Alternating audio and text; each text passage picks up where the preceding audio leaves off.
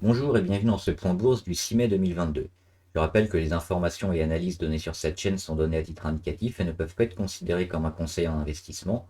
L'investissement en bourse est risqué et vous êtes responsable de tous les investissements que vous faites.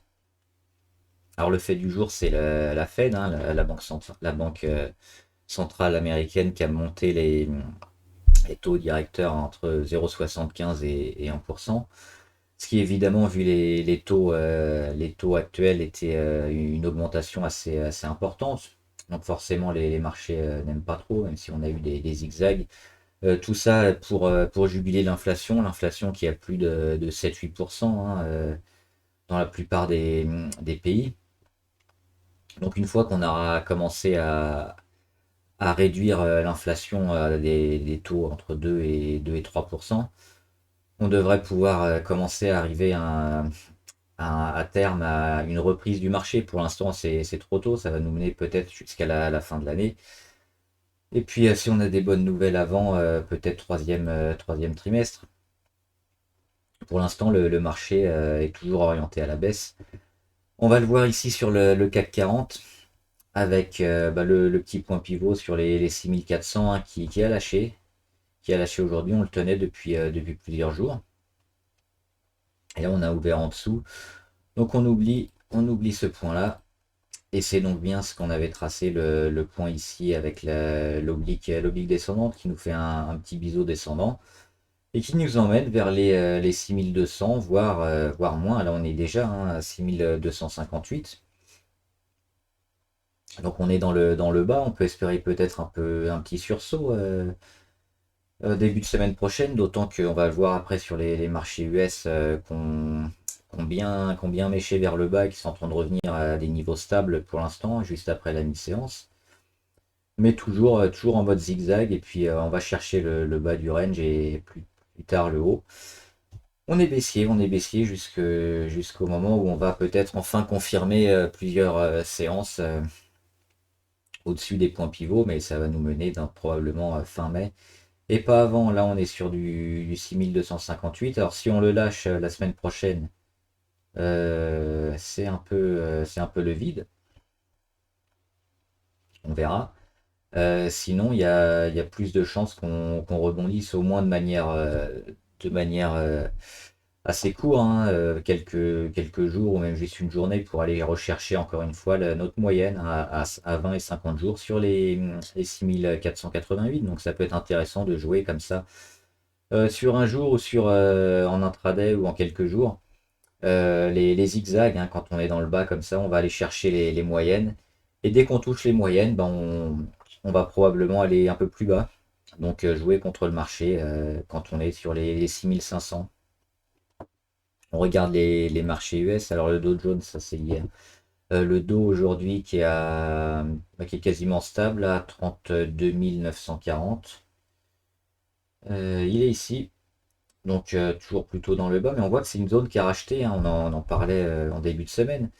La zone entre 32 006 et 33 002, c'est des zones qui sont rachetées. Alors pour l'instant, on est dans le bas de cette zone, on s'est racheté. Il ne faudrait pas la lâcher parce que là, si on vient à lâcher, ça peut paniquer encore un peu plus et être en mode vente forcée un peu partout. Pour l'instant, on est dans le bas, on le teste et puis on est sur support. Un support qui tient pour le moment. Standard Poor's, ça c'est pareil, c'est hier. Aujourd'hui, on était dans le vert tout à l'heure, on est à moins 0,2 là, à 4138. Donc on est juste au-dessus de notre support à 4120. Et ici qui a été racheté aussi pas mal de fois. Et puis là on le teste. Alors on met quelques mèches en dessous, on est dessus. Il faut aussi pas trop le lâcher. Si on regarde les indicateurs, c'est pas mal parce que niveau MACD, on voit qu'on a peut-être fait le plus dur, hein. Et là on est peut-être vers la fin. On espère bientôt une inversion de tendance pour commencer à aller, alors pas se retourner, mais au moins commencer à construire et puis confirmer ce palier ici comme le plus bas du marché. Donc ça va se décider au mois de mai, hein, probablement. Là, on le teste et puis il faudra le tenir et puis s'en écarter à la fois dans le temps et dans les prix pour bien confirmer qu'on était au plus bas. Et enfin, le Nasdaq. Le Nasdaq qui est un petit peu moins bien, hein. Les valeurs technologiques sont un peu vendues dans un marché baissier comme ça. Elle fonctionne un peu mieux quand ça monte et un peu moins bien quand ça descend. Et pareil, hein, niveau MACD, on n'était pas loin de l'inversion. Là, on revient. Et on a l'alerte RSI aussi sur lequel on est venu buter. C'était mercredi, je crois, et puis ça n'a pas suffi. Donc on est toujours sur une zone autour des 13 000. Là, on est un peu en dessous à 12 000, 12 008, 12 007 environ. Ça mèche un petit peu, mais si on le tient, ça peut être une zone qui va permettre de repartir après. Sinon, bah, on va sur les 12 003. Toujours dans un marché baissier, de toute façon, on va descendre jusqu'au moment où on va réussir à casser cette oblique-là. Mais pour l'instant, tous les marchés sont dans le rouge, donc il faut agir en conséquence. On vérifie le Nikkei. Le Nikkei qui est toujours pareil dans son canal baissier et qui a confirmé son petit support ici sur les 26 200 environ, mais qui est toujours en phase baissière. Par contre, il y a une petite phase de congestion sur le Nikkei, donc ça va pas durer éternellement par rapport à d'autres marchés. Ça pourrait nous donner une tendance à venir. Allez, on regarde le suivi de quelques actions. American Airlines qui sont toujours en mode pullback. Pas grand chose à dire, hein, après la belle percée. On espère un retournement. Là, on est dans une phase un peu d'accumulation. Tant qu'on tient ces niveaux-là, et surtout, ce qu'on va surveiller, c'est les zones entre 16,40 et 17,40 environ, qu'il ne faudra pas aller chercher. On peut mécher dessus, mais réagir rapidement. Tant qu'on tient cette zone-là autour des 17-18, on peut espérer un retournement à court terme sur American Airlines. Big, ça a bien explosé, puis ça tient. Alors, on n'est pas allé chercher les 58-59. On est juste en dessous, mais on rend rien non plus. Donc, il y a une petite phase de congestion ici sur BIC. Pas de signaux de vente. Donc, on va plutôt tenir, hein, sur BIC. Tant qu'on tient, qu'on n'a pas les moyennes qui remontent, ou alors un gros chandelier qui serait un signal de vente. On est toujours positif et puis il faudra surtout essayer de casser ces 59 qui vont être compliqués. Mais là, phase de congestion à venir qui risque de durer encore quelques jours et puis on verra. Ça ressemble un peu à SO qu'on va regarder tout à l'heure. On verra si le marché choisit de partir plein nord ou plein sud.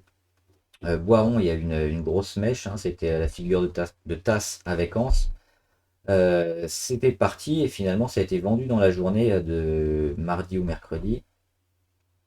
C'était mardi, avec une mèche à plus de 48. Là, on revient sur Lens, mais toujours dans le haut de la figure. Donc, les volumes surtout. Les volumes sur Boiron qui ont été énormes. Hein, donc, ça a pas tenu, mais on reste dans des niveaux largement au-dessus de toutes les moyennes mobiles et puis dans une tendance plutôt intéressante. Donc, Boiron, on attend la deuxième vague qui, elle, devrait tenir. Euh, Crédit Agricole qui marche pas très bien en ce moment. Et qui bute sur sa moyenne ici à 50 sur les 10-50. À court terme, s'il n'y a pas vraiment de point d'entrée idéal, on a peut-être ici un support sur les 9,7 qui pourrait être intéressant. On va voir ces prochaines semaines, mais toujours orienté comme la plupart des bancaires sur du moyen et long terme. C'est intéressant. Elior Group qui continue de dégrader, hein, tant qu'on casse pas ici les 3,06. C'est un peu risqué de se mettre sur Elior Group, là qui revient sur un petit support intermédiaire à 2,7. Et si on dézoome un peu, elle est plus large ici entre 3,06 et 2,40, donc elle peut zigzaguer, mais vraiment faudra casser les 3,06 pour voir un peu de positif sur Elior. Eramet qui consolide, rien à dire jusque-là. On a peut-être une fenêtre sur les 112 pour rentrer. Sinon, là, il y a une phase de congestion qui est intéressante, parce qu'on voit que la volatilité est en train de se réduire. La MACD, on est revenu sur les zéros. L'oblique RSI, on n'est pas loin de la casser. Donc, Si on vient à retaper les 130, on pourra recasser puis remettre une belle séquence haussière sur Eramet. Sinon, le deuxième scénario, c'est de continuer de baisser jusqu'au 112 et de rattaquer ensuite. Et enfin, le scénario du pire, donc revenir sur les 112 et puis casser. Donc ça voudra dire une correction un peu plus importante sur Eramet. Donc on a les points pivots qui sont marqués un peu partout, hein, 130 pour casser, 112 pour recharger, et puis en dessous, ça dégrade. ESSO, on avait une phase de congestion sur ESSO entre les 53,2 et les 46,9. Et on n'avait pas encore le signal de vente, hein. On pensait ici que ça pouvait bien dégrader, mais notre véritable signal de vente, il était sur notre moyenne à 20 jours et elle n'a même pas été touchée. Donc on est resté en position si on était dessus sur ESSO. Et ça continue de casser. On a cassé les 53 et puis aujourd'hui on explose tout encore plus 13. C'est vraiment une action impressionnante en ce moment, hein, qui performe et qui a, hop, on va voir depuis son explosion au début de l'année, plus 360%. C'est monstrueux. On va effacer ça. Hop. Donc si on est sur SO, toujours garder. Et puis attendre toujours un signal de vente qui pour l'instant n'a pas lieu.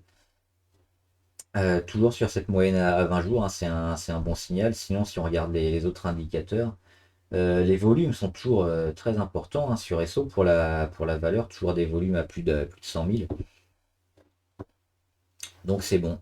Groupe SFPI, oui, il y avait une belle zone de congestion aussi sur groupe SFPI, un peu comme sur SO. Sauf que là, on a déjà fait le pullback. Donc on casse avec le breakout ici. Le 21 avril, on prend plus. C'est marqué où? C'est marqué à plus 15%. On fait le pullback environ à la moitié du chandelier, et puis phase de congestion, d'accumulation. Donc ici, on a une belle porte d'entrée sur groupe SFPI si on l'avait raté plus tôt, ou alors même pour recharger, ou alors si on avait vendu. Donc là, entre les 3,10 et les 2,9, 2,95 environ, phase d'accumulation intéressante parce que groupe SFPI, elle est probablement en train d'acter un retournement long terme aussi avec des stops assez courts. Ça peut être intéressant, hein, si le scénario ne se fait pas. On peut partir assez facilement. Donc là, groupe SFPI, c'est une excellente porte d'entrée pour la semaine prochaine. L'or qui est en train de...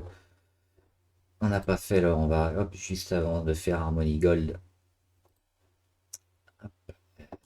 L'or, il est ici. Il a rebondi sur sa moyenne à 150 qui était au-dessus de sa moyenne à 200 jours. Donc la consolidation. Elle est peut-être arrivée à terme, hein, sur l'or et on réattaque le support des 1800, 1880. Donc on va peut-être encore aller chercher une troisième fois l'oblique et un peu descendre, mais plutôt dans une optique toujours de suivi de tendance un peu haussier dernièrement. Et puis après avoir touché un plus bas à 1850, l'or a probablement fini sa conso. Donc ce sera confirmé la semaine prochaine, mais c'est plutôt encourageant ce que nous met l'or dernièrement. Donc Harmony Gold, hein, ça se retente en ce moment. Harmony Gold qui est sur sa moyenne à 200 ici, sur les 4 dollars environ. Belle porte d'entrée si on regarde les indicateurs, pareil, hein, la consolidation sur Harmony Gold, elle est peut-être terminée. On était parti bien haut sur la MACD.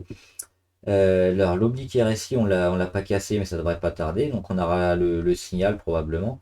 Là on est à 34, on a flirté avec les 30. Mais la semaine prochaine, il y a de belles chances qu'on casse. Donc si vous êtes plus prudent, vous pouvez attendre la semaine prochaine. Une confirmation sur les 4,08 environ, pour un retour d'Harmony Gold. Hermès. Hermès qui lâche tout. Qui était venu ici sur un double bottom, hein, sur un 1075 et puis qui a lâché aujourd'hui. Donc Hermès, pareil, c'est un peu comme le CAC 40. C'est le biseau descendant qu'on a tracé ici sur les plus hauts de l'été dernier. qui va nous donner la tendance à suivre pour Hermès. Donc on va aller chercher les 1000. Et puis peut-être travailler entre ces deux obliques, entre les 1000 et les 1200 dans un biseau descendant. Pas terrible en son Hermès. ICAD, il n'y a pas grand chose à dire non plus. IDEX Labo, il y avait une chance de rebondir sur IDEX Labo sur les 400, 406. Mais elle continue de tout casser, donc c'est pas terrible. Faut mieux abandonner l'idée sur ce titre-là.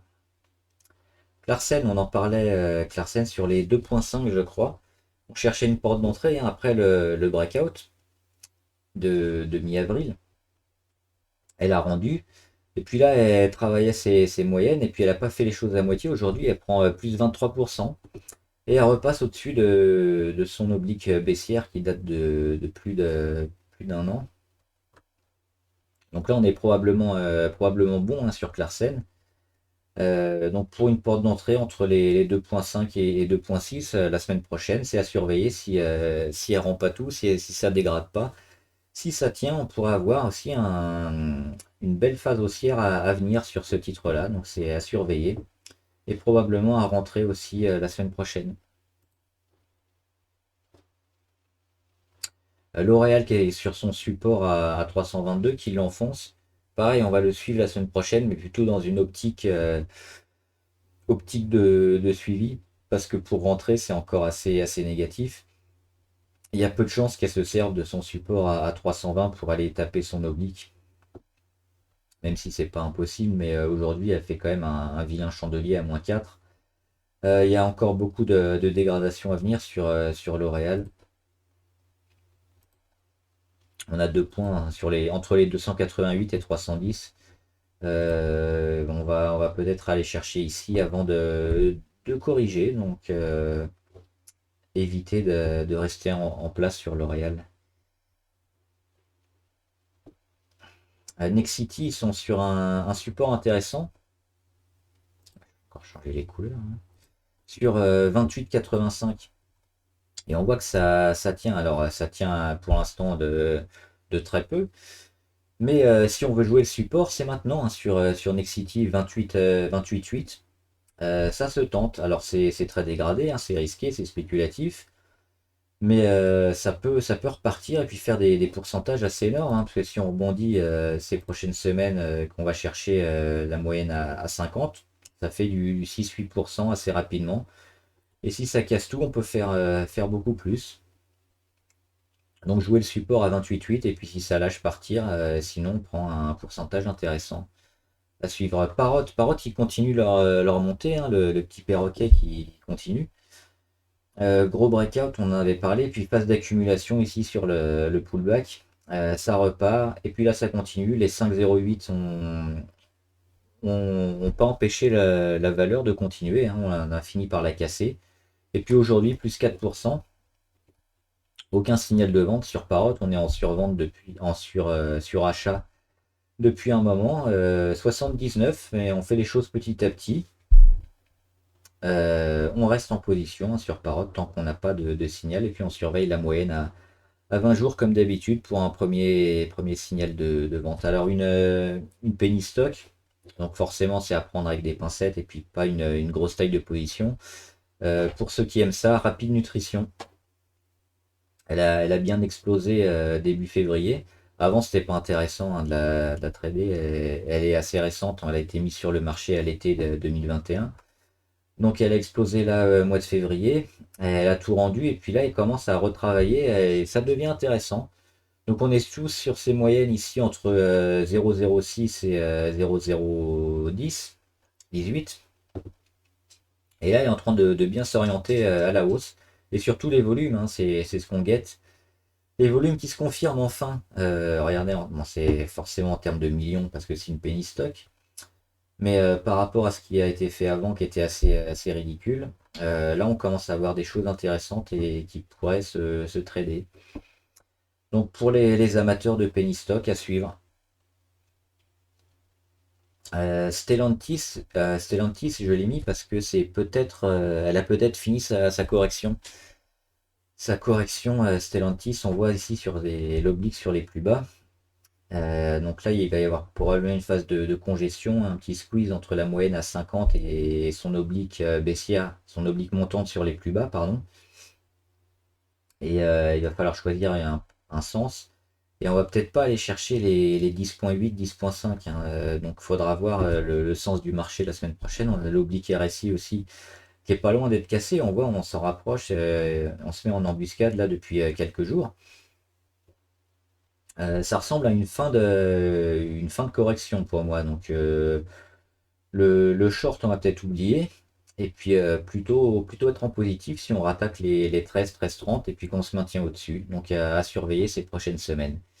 Ubisoft, on joue l'OPA toujours. Rumeur d'OPA. Alors des fois, il y a des rumeurs qui sont lancées par soit les propriétaires, hein, c'est la famille Guillemot, soit d'autres investisseurs. On n'est pas toujours dans le secret des lieux pour voir et savoir ce qui se trame en coulisses. Pour l'instant, bah, c'est ça, hein, c'est jouer l'OPA et puis espérer une explosion. Là, on est repassé quand même au-dessus d'un niveau important, c'est les 46. On se rapproche des 50, mais dernièrement, ça n'avait pas tenu. Est-ce que Microsoft ou d'autres acteurs du jeu vidéo vont acheter, vont faire une offre pour Ubisoft? Ça traîne un peu quand même, ça traîne beaucoup même. Et Ubisoft est quand même très très mal orienté, donc si on se met dessus, c'est pour jouer l'OPA, à regarder un peu les news là-dessus. Euh, les volumes, les volumes sont pas mal, hein, depuis ces 3 derniers jours. À voir. Moi, je suis pas fan. Et enfin, Vinci. Vinci, ils sont intéressants parce que là, ils ont une porte d'entrée pas mal, hein, sur le bas de leur moyenne mobile. Il faut que je remette le truc là parce qu'il y a eu des dividendes. Donc, hop. Les plus bas, ils sont ici. Donc, on retrouve les moyennes et puis on voit que c'est pas mal orienté. Sur Vinci, une petite phase de congestion qu'on va avoir durant le mois de mai qui pourrait partir vers le haut. Donc moi je serais plutôt partisan de se mettre en position dès maintenant. Et si on est plus prudent, on attend le débordement des 93 environ. Mais là, il y a peut-être un truc qui est en train de se passer sur Vinci, donc à voir. Il y avait deux, trois autres actions qu'on peut voir avant de finir. Athènes Network, ils ont explosé en début de semaine, c'était mercredi, avant de tout rendre. Ça remet rien en cause, hein. Moi, je suis rentré dessus sur Athènes et je garde parce qu'on vise bien plus haut et puis un retournement un peu long terme là-dessus. Donc là, on est sur les 15-20 environ, on était monté à plus de 17. Mais on est bien parti, hein. Graphiquement, c'est propre. On a cassé, on a fait le pullback et puis là, on travaille. On va avoir probablement une petite période d'accumulation. Et puis des pics de volume monstrueux, hein. Donc ça doit nous inciter à rentrer sur ce genre de titre. La fenêtre de tir, elle est encore bonne maintenant, hein, au-dessus des 14,9. C'est toujours bon à prendre.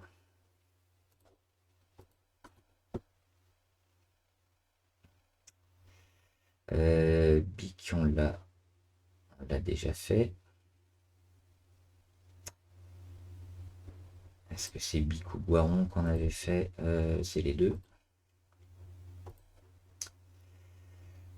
Enochian Biosciences, pareil, ils ont failli partir. Là, ils sont revenus. C'est une biotech, mais qui est intéressante et qui peut partir rapidement assez haut, assez vite. Donc là, on est dans la phase où la fenêtre de tir, elle est intéressante. C'est maintenant pour Enochian, qui est une biotech qui peut faire très mal. Donc au-dessus on voit qu'elle a un peu dégradé, mais on reste sur les 6,90, autour des 6,7, hein.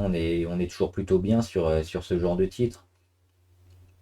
Le jour où elle revient sur les 5, 5,80, il faudra s'inquiéter, mais là on est dans une phase un peu de fin de congestion, où le titre devrait pouvoir repartir. Alors, s'il repart pas, on partira, mais là c'est une valeur très intéressante qui peut avoir des pourcentages, hein, qui peut faire du x2 assez rapidement, donc c'est une belle valeur à tenter. Et on va faire rapidement parce on est déjà. Alors OL Group, j'ai allégé sur OL Group qui commence à bien corriger. On n'a pas encore de signal de vente sur ce titre-là. Ça peut repartir hein, d'ici une semaine ou deux. J'ai préféré alléger une partie. Et puis si ça se continue, si on revient sur les 2,20 et qu'on repart pas rapidement, ce sera terminé sur OL Group. Sinon, au contact des 2,20, on devrait avoir un peu de réaction sur ce titre. Donc c'est à surveiller. Très vite, OVH. OVH, on est toujours baissier hein, tant qu'on ne redépasse pas les 22. On aura une première alerte sur les 21. Mais là, on revient tester les 20 et puis on n'a jamais été aussi bas. Hein, donc très négatif. Ça va permettre de peut-être de rentrer sur OVH assez un prix réduit. Mais il y a aussi Snowflake. Hein. Snowflake, je ne l'ai pas mis, mais elle est en train de baisser. Et elle est pareil, c'est un système de cloud qui va être intéressant, qui a énormément perdu. Et le jour où il va se retourner, ça pourrait être intéressant de se placer dessus. Et enfin, on va finir avec Virgin Galactic. Virgin Galactic qui a annoncé le report de ses vols commerciaux. Normalement, c'était quatrième trimestre 2021, donc de cette année. Ils ont fait un report d'un trimestre. Donc, normalement, les vols commerciaux, les vols habités devraient être prévus début 2023. Donc, premier trimestre 2023. Donc, c'est une petite différence de 3 mois qui fait que le titre a un peu chuté. Aujourd'hui, on perd 7% et on revient sur notre niveau pivot ici, le plus bas historique, hein, sur les 6,99 environ. On a méché un peu et puis on est revenu. Pas de panique, on est sur du moyen terme, long terme, hein, sur Virgin Galactic. Et puis le jour où ça va vraiment frétiller et on aura des belles annonces, on pourra se replacer hein, avec une ligne un peu plus importante parce que c'est un titre qui va performer. Ça, j'ai aucun doute là-dessus. Voilà, j'espère que la vidéo vous a aidé. N'hésitez pas à vous abonner pour être au courant avec la petite clochette YouTube dès qu'une vidéo sort. À laisser en commentaire aussi les valeurs que vous voulez qu'on suive et que vous avez en portefeuille. À les commenter aussi hein, dans la section commentaires en vidéo. Dites ce que vous pensez de certaines valeurs ou du marché en général. Et on en discutera ensemble. Bon trade, à plus!